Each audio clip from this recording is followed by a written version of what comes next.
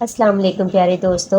حضرت سعید بن عامر رضی اللہ تعالیٰ عنہ انہوں نے دنیا کے بدلے آخرت کا سودا کیا۔ اللہ تعالیٰ اور رسول مقبول صلی اللہ علیہ وآلہ وسلم کو ہر چیز پر مقدم جانا۔ حضرت سعید بن عامر رضی اللہ تعالیٰ عنہ ان ہزاروں میں سے ایک جوان رانا تھے جو سرداران قریش کی دعوت پر مکہ معظمہ کی بالائی جانب صرف اس لیے چل کھڑے ہوئے تاکہ آپ صلی اللہ علیہ وآلہ وسلم کے ایک صحابہ حبیب بن عدی رضی اللہ تعالیٰ عنہ کی شہادت کا منظر اپنی آنکھوں سے دیکھ سکیں، جنہیں قریش نے دھوکے سے پکڑ لیا تھا۔ اس کے شباب فراواں اور ابھرتی ہوئی جوانی نے اسے اس قابل بنا دیا تھا کہ وہ لوگوں کے کندھے پھلانگتا ہوا ابو سفیان بن حرب اور صفوان بن امیہ ایسے سرداران قریش کے برابر کھڑے ہو سکیں۔ وہاں ان دونوں کے سوا اور بھی شاہ سواران عرب موجود تھے جو اگلی صفوں میں بیٹھے ہوئے تھے۔ اسے اس طرح یہ موقع ملا کہ قریش کے اس اسیر کو دیکھ سکے۔ اس نے اس منظر کا مشاہدہ کیا کہ عورتیں، بچے اور جوان سب اسے موت کی وادی کی طرف بے دریغ دھکیل رہے ہیں۔ ان کا مقصد یہ تھا کہ وہ اس صحابی رسول کو شہید کر کے آپ صلی اللہ علیہ وآلہ وسلم سے انتقام لیں اور یوں بدر کے مقتولین کی رسوائی کا بدلہ چکائیں۔ جب یہ ہجوم اپنے اس قیدی کو لے کر اس مقام پر پہنچا جو پہلے سے اس کی شہادت کے لیے متعین تھا، تو اس مرحلہ پر طویل القامت نوجوان سعید بن عامر رضی اللہ تعالیٰ عنہ نے حضرت حبیب رضی اللہ تعالیٰ عنہ کی طرف نظر دوڑائی۔ سرداران قریش اسے کشاں کشاں تختہ دار کی طرف لے جا رہے تھے۔ اس نے عورتوں اور بچوں کی چیخ و پکار اور شور میں ایک پروقار اور پرسکون آواز سنی۔ حضرت حبیب رضی اللہ تعالیٰ عنہ فرما رہے تھے، اگر تمہارے لیے ممکن ہو تو مجھے مرنے سے پہلے 2 رکعت نماز پڑھ لینے کی مہلت دو۔ پھر سعید بن عامر رضی اللہ تعالیٰ عنہ نے دیکھا کہ حضرت حبیب رضی اللہ تعالیٰ عنہ کعبہ رخ کھڑے ہو کر 2 رکعت نماز پڑھ رہے ہیں۔ یہ 2 رکعتیں کیسی تھی، اتنی حسین، اتنی مکمل کہ کیا کہنے۔ اس کے بعد اس نے یہ دیکھا کہ قوم کے سرداروں کی طرف منہ کر کے حضرت حبیب یہ کہہ رہے ہیں، باخدا اگر مجھے اس بدگمانی کا اندیشہ نہ ہوتا کہ تم کہیں یہ نہ سمجھ بیٹھو کہ میں نے نماز کو موت کے ڈر سے طوالت دی ہے تو میں نماز میں اور زیادہ وقت صرف کرتا۔ پھر اس نے قریش کو اپنی آنکھوں سے دیکھا جو حضرت حبیب کو زندہ حالت میں، یعنی لوگ ان کے جسم کا ایک ایک عضو یکے بعد دیگرے کاٹ رہے ہیں اور کہہ رہے ہیں، کیا تمہیں یہ پسند نہیں کہ تمہاری جگہ حضرت محمد صلی اللہ علیہ وآلہ وسلم ہوں اور تم اس تکلیف سے بچ جاؤ۔ ان کا اس حالت میں کہ خون کے دھارے جسم سے پھوٹ رہے تھے، جواب یہ تھا، خدا کی قسم مجھے یہ قطعاً پسند نہیں کہ میں اپنے اہل و عیال میں امن اور چین سے رہوں اور حضرت محمد صلی اللہ علیہ وآلہ وسلم کو ایک کانٹا بھی چبھے۔ پھر جناب سعید بن عامر رضی اللہ تعالیٰ عنہ نے دیکھا کہ لوگ فضا میں ہاتھ ہلا ہلا کر اور بآواز بلند کہہ رہے ہیں، اسے مار ڈالو، اسے مار ڈالو۔ اس کے بعد انہوں نے حضرت حبیب کو دیکھا کہ وہ تختہ وار اپنی نظریں آسمان کی طرف اٹھائے ہوئے اللہ تعالیٰ سے یہ التجا کر رہے ہیں، الہی ان سب ظالموں کو شمار کر لے اور انہیں تباہی کا مزہ چکھا اور ان میں سے کسی کو معاف نہ کر۔ یہ کہہ کر انہوں نے زندگی کی آخری سانس لی۔ یہ وہ لمحہ تھا جب ان کا جسم تلوار اور نیزوں کی ضربات سے چور تھا اور اتنے زخم کھا چکا تھا کہ جن کا شمار نہیں کیا جا سکتا۔ قریش بالآخر مکہ واپس لوٹ آئے اور اس کے بعد پیش آنے والے بڑے بڑے سنگین معرکوں کے نرغے میں حضرت حبیب اور ان کے واقعہ شہادت کو یکسر بھلا بیٹھے، لیکن اس نوجوان سعید بن عامر رضی اللہ تعالیٰ عنہ کے پردہ دل سے ایک لخت کے لیے بھی حضرت حبیب کی شہادت کا منظر محو نہ ہوا۔ چنانچہ یہ جب بھی سوتے خواب میں یہ منظر برابر دکھائی دیتا اور بیدار ہوتے تو چشمے خیال میں یوں محسوس ہوتا جیسے کہ تختہ وار کے آگے حضرت حبیب پورے اطمینان کے ساتھ 2 رکعت نماز ادا کر رہے۔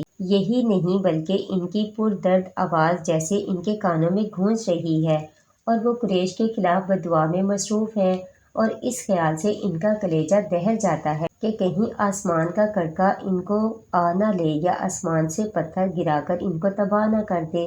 حضرت حبیب رضی اللہ تعالیٰ عنہ نے جام شہادت نوش کر کے جناب سید رضی اللہ تعالیٰ عنہ کو وہ کچھ سکھا دیا جس کا انہیں پہلے قطعی علم نہ تھا۔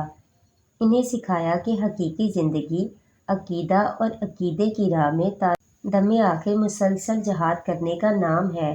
دوسری بات جو اس واقعہ سے انہوں نے سیکھی وہ یہ تھی کہ پختہ ایمان ایسے عجیب و غریب کردار کو جنم دے سکتا ہے جو عام حالات میں ظہور پذیر نہیں ہوتا۔ اس کے علاوہ اس حقیقت کا بھی احساس ہوا کہ وہ شخص جس نے اس کے رفقا اس درجہ محبت رکھتے ہیں کہ اس پر جان نچھاور کر دیں، بلا شبہ اللہ کا سچا رسول ہے جن کی تائید کے سامان آسمان کی طرف سے مہیا ہوتے ہیں۔ یہ سوچنا تھا کہ اللہ سبحانہ تعالیٰ نے سعید بن عامر رضی اللہ تعالیٰ عنہ کا سینہ اسلام کے لیے کھول دیا، چنانچہ یہ اعلان کر دیا کہ میں بت پرستی کی علائشوں سے پاک ہو کر اور بے اختیار بتوں سے منہ موڑ کر ایک اللہ کے آگے سر تسلیم خم کرتا ہوں، میں آج سے مسلمان ہوں۔ حضرت سعید بن عامر رضی اللہ تعالیٰ عنہ نے مکہ کی سکونت ترک کر کے مدینہ منورہ کی جانب ہجرت کی اور رسول اللہ صلی اللہ علیہ وآلہ وسلم کی رفاقت اور صحبت میں رہنے لگے۔ خیبر اور اس کے بعد ہونے والے غزوات میں شرکت کا شرف حاصل کیا۔ جب نبی اکرم صلی اللہ علیہ وآلہ وسلم نے اپنے رب کے جوار رحمت کی طرف کوچ کیا، اس وقت آپ صلی اللہ علیہ وآلہ وسلم حضرت سعید بن عامر رضی اللہ تعالیٰ عنہ سے ان کی خدمات کی وجہ سے خوش تھے۔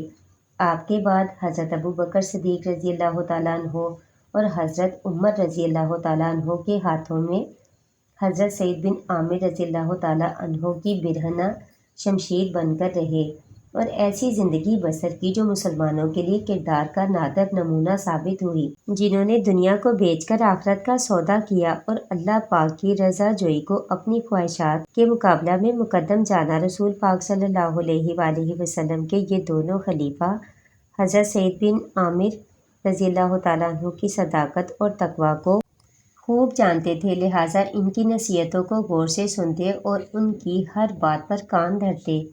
جناب سعید بن عامر رضی اللہ تعالیٰ عنہ حضرت عمر فاروق رضی اللہ تعالیٰ عنہ کے پاس اس وقت تشریف لائے جب کہ وہ مسند خلافت پر فروکش ہوئے ہی تھے۔ آپ نے فرمایا، اے عمر، میں تمہیں اس بات کی وصیت کرتا ہوں کہ لوگوں کے معاملہ میں اللہ تعالیٰ سے ڈرتے رہنا اور اللہ تعالیٰ کے بارے میں لوگوں سے کبھی نہ ڈرنا، اور یہ کہ تمہارے قول و فعل میں تضاد کبھی نہ ہونا چاہیے، اس لیے کہ انسان کی بہترین گفتار وہی ہوتی ہے جس کی تصدیق اس کا کردار کرے۔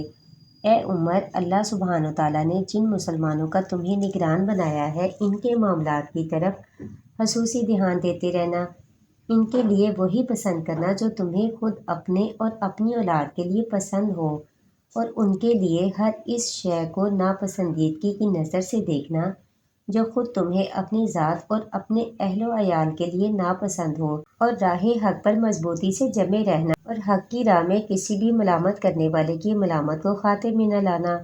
حضرت عمر رضی اللہ تعالیٰ عنہ نے فرمایا، سعید، بھلا کس میں یہ ہمت ہے کہ ان ذمہ داریوں سے عہدہ برا ہو سکے؟ سعید رضی اللہ تعالیٰ عنہ نے فرمایا، آپ اس کے اہل ہیں، آپ ان لوگوں میں سے ہیں جن کو اللہ پاک نے امت محمد صلی اللہ علیہ وآلہ وسلم کی نگرانی کا فریضہ سونپا ہے۔ آپ ایک ایسے شخص ہیں کہ اللہ تعالیٰ کے ہاں آپ سے زیادہ اور کوئی اس کا مستحق نہیں۔ اس مرحلہ پر حضرت عمر رضی اللہ تعالیٰ عنہ نے جناب سعید رضی اللہ تعالیٰ عنہ کو اپنی نصرت و تائید کے لیے دعوت دی اور فرمایا، اے سعید، ہم تمہیں علاقہ خمیسوں کا گورنر مقرر کرتے ہیں۔ انہوں نے اس کے جواب میں فرمایا، اے عمر، اللہ کا واسطہ ہے مجھے اس آزمائش میں نہ ڈالیے۔ حضرت عمر رضی اللہ تعالیٰ عنہ نے اس پر خفا ہو کر فرمایا، بڑے افسوس کی بات ہے کہ تم نے خلافت کا بھار تنہا میری گردن پر ڈال دیا اور خود اس سے الگ تھلگ ہونے کی کوشش کر رہے ہو۔ خدا کی قسم، میں چھوڑنے والا نہیں۔ اس کے بعد آپ نے ان کو ایک صوبے کا گورنر مقرر کر دیا اور ارشاد فرمایا کہ تمہارے لیے ہم کچھ معاوضہ مقرر نہ کر دیں؟ اس پر حضرت سعید رضی اللہ تعالیٰ عنہ نے کہا، امیر المومنین، میں معاوضہ لے کر کیا کروں گا؟ بیت المال سے جو کچھ مجھے ملتا ہے وہ بھی میری ضرورت سے زیادہ ہے۔ یہ کہا اور اپنے صوبے کی طرف چل دیے۔ کچھ عرصہ بعد اس صوبے میں سے قابل اعتماد افراد پر مشتمل ایک وفد امیر المومنین حضرت عمر رضی اللہ تعالیٰ عنہ کی خدمت میں حاضر ہوا آپ نے وفد کو حکم دیا تم لوگ مجھے ان افراد کے نام لکھ دو جو تم میں مفلس و نادار ہیں تاکہ میں ان کی مالی مدد کر سکوں۔ وفد نے آپ کی خدمت میں ایک دستاویز پیش کی۔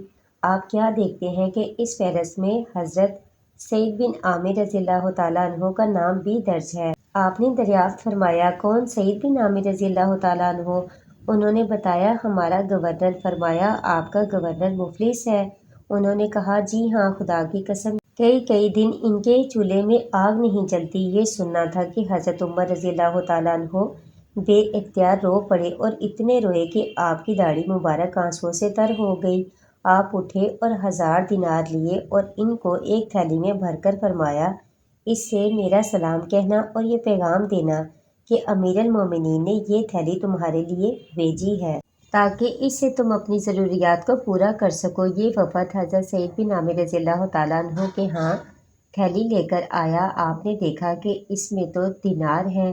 تھیلی کو اپنے سے دور ہٹا کر بس یہ کہنے لگے انا للہ و انا الیہ راجعون۔ گویا کوئی ناگوار واقعہ پیش آ گیا۔ یہ کیفیت دیکھ کر آپ کی بیوی گھبرائی ہوئی اٹھی اور کہنے لگی میرے سر کے تاج کیا سانحہ رونما ہو گیا؟ کیا امیر المومنین وفات پا گئے؟ آپ نے فرمایا نہیں، بلکہ یہ بات کہیں زیادہ اہم ہے۔ اس نے پوچھا کیا کسی معرکہ جہاد میں مسلمانوں کو کوئی صدمہ پہنچا؟ آپ نے فرمایا اس سے بھی بڑی بات۔ اس نے عرض کی بھلا اس سے بڑی بات کیا ہو سکتی ہے؟ فرمایا میرے گھر دنیا در آئی تاکہ میری آخرت بگاڑ دے، میرے گھر فتنہ ابھر آیا۔ اس نے عرض کی کیوں نہ آپ اس فتنہ سے گلو خلاصی کر لیں، اسے دیناروں کے بارے میں کچھ علم نہ تھا۔ انہوں نے فرمایا کیا تو اس سلسلہ میں میری مدد کرو گی؟ عرض کی جی ہاں، کیوں نہیں۔ آپ نے دینار بہت سی تھیلیوں میں بند کیے اور غریب مسلمانوں میں تقسیم کر دیے۔ اس واقعہ کو زیادہ عرصہ نہ گزرا تھا کہ حضرت عمر رضی اللہ تعالیٰ عنہ دیار شام میں تشریف لائے۔ مقصد یہ تھا کہ اس علاقہ کے حالات معلوم کر سکیں۔ تب حضرت عمر رضی اللہ تعالیٰ عنہ اس علاقہ میں پہنچے جہاں حضرت سعید بن عامر رضی اللہ تعالیٰ عنہ گورنر مقرر تھے۔ تو یہاں کے لوگ آپ کو سلام عرض کرنے کی خاطر حاضر ہوئے۔ آپ نے دریافت فرمایا تم نے اپنے امیر کو کیسا پایا؟ انہوں نے اس کی شکایت میں زبان کھولی اور ان کے طرز عمل کے بارے میں 4 باتیں کہیں جو ایک دوسری سے بڑھ چڑھ کر تھی۔ حضرت عمر رضی اللہ تعالیٰ عنہ فرماتے ہیں کہ میں نے گورنر اور شکایات کرنے والوں کو ایک ساتھ طلب کیا اور اللہ تعالیٰ سے دعا کی حضرت سعید رضی اللہ تعالیٰ عنہ کے بارے میں وہ میرے گمان کو جھوٹا نہ ہونے دے۔ مجھے اس پر بہت اعتماد تھا۔ جب یہ لوگ اور ان کا گورنر بوقت صبح میرے پاس آئے تو میں نے دریافت کیا تمہیں اپنے گورنر سے کیا گلہ ہے؟ انہوں نے بتایا کہ یہ دن چڑھے تک گھر سے باہر نہیں نکلتے۔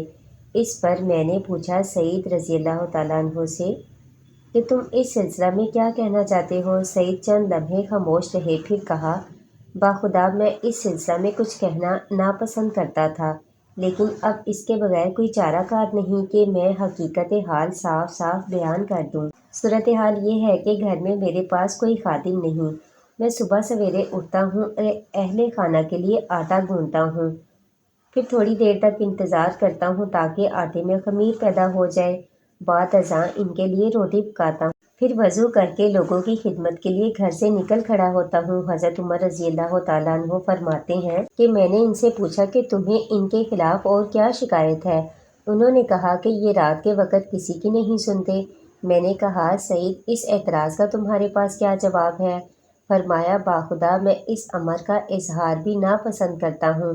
مختصر یہ عرض ہے کہ میں نے دن ان کے لیے وقف کر رکھا ہے اور رات اللہ عز و جل کی عبادت کے لیے۔ میں نے پوچھا آپ کو ان کے خلاف اور کیا شکایت ہے؟ وہ بولے مہینہ میں ایک دن غفلت سے کام لیتے ہیں۔ میں نے دریافت کیا سعید یہ کیوں؟ سعید رضی اللہ تعالیٰ عنہ نے کہا امیر المومنین میرے پاس نہ تو کوئی خادم ہے، نہ ان کپڑوں کے سوا میرے پاس کپڑوں کا کوئی جوڑا ہے۔ جو اس وقت کپڑے میں نے پہن رکھے ہیں مہینے میں ایک مرتبہ دھوتا ہوں، پھر منتظر رہتا ہوں کہ یہ خشک ہو جائیں۔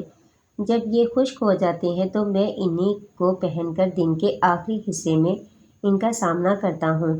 پھر میں نے دریافت کیا کوئی اور شکایت؟ انہوں نے کہا مجلس میں بیٹھے بیٹھے کبھی کبھی ان پر غشی طاری ہو جاتی ہے اور یوں معلوم ہوتا ہے کہ اہل مجلس سے ان کا کوئی تعلق نہیں۔ میں نے پوچھا سعید یہ کیا بات ہے؟ سعید رضی اللہ تعالیٰ عنہ نے کہا میں نے حضرت حبیب بن عدی رضی اللہ تعالیٰ عنہ کی شہادت کا منظر خود دیکھا ہے۔ میں اس وقت مشرک تھا۔ میں نے دیکھا کہ قریش ان کی بوٹیاں کاٹ رہے ہیں اور کہہ رہے ہیں کیا تجھے یہ بات پسند ہے کہ تمہاری جگہ حضرت محمد صلی اللہ علیہ وآلہ وسلم ہوں؟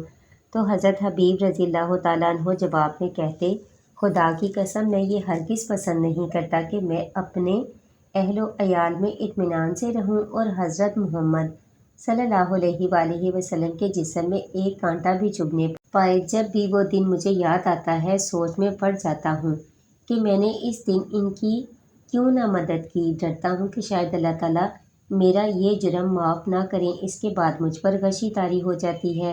یہ سنا تو حضرت عمر رضی اللہ تعالیٰ عنہ نے ارشاد فرمایا، اللہ کا شکر ہے کہ جس نے سعید کے بارے میں میرے حسن ظن کو غلط ثابت نہیں کیا۔ اس کے بعد آپ نے 1000 دینار بھیجے تاکہ ان سے اپنی ضروریات پوری کر لیں۔ جب یہ دینار حضرت سعید بن عامر رضی اللہ تعالیٰ عنہ کی بیوی نے دیکھے تو کہہ اٹھی کہ اللہ کا شکر ہے جس نے ہمیں آپ کی خدمات سے بے نیازی بخشی۔ ہمارے لیے ضرورت کی اشیاء خرید لیجئے اور گھر کے کام کاج کے لیے ایک خادم رکھ لیجئے۔ اس پر آپ نے بیوی سے فرمایا، میں تجھے وہ چیز نہ دوں جو اس سے بھی بہتر ہو؟ بیوی نے کہا، بھلا وہ کیا؟ فرمایا، یہ دینار ہم اسی کو لوٹا دیں جو ہمارے پاس لایا ہے۔ ہم ان دیناروں سے کہیں زیادہ اس کے محتاج ہیں۔ بیوی نے کہا، وہ کون؟ فرمایا، کیوں نہ ہم اللہ تعالیٰ کو قرض سے حسنہ دے دیں؟ بیوی نے عرض کی، آپ نے بجا ارشاد فرمایا، اللہ پاک آپ کو جزائے خیر عطا فرمائے۔ آپ نے اسی مجلس میں دیناروں کو مختلف تھیلیوں میں رکھا اور اپنے اہل خانہ میں سے ایک شخص کو حکم دیا کہ جاؤ فلاں کی بیوی، فلاں کے یتیم بچوں اور فلاں خاندان کے مساکین اور فلاں قبیلہ محروموں میں تقسیم کر آؤ۔ اللہ تعالیٰ نے حضرت سعید بن عامر رضی اللہ تعالیٰ عنہ کو سند رضا سے نوازا۔ آپ ان لوگوں میں سے تھے جو دوسروں کو اپنی ذات پر ترجیح دیتے ہیں چاہے خود گھاٹے میں رہیں۔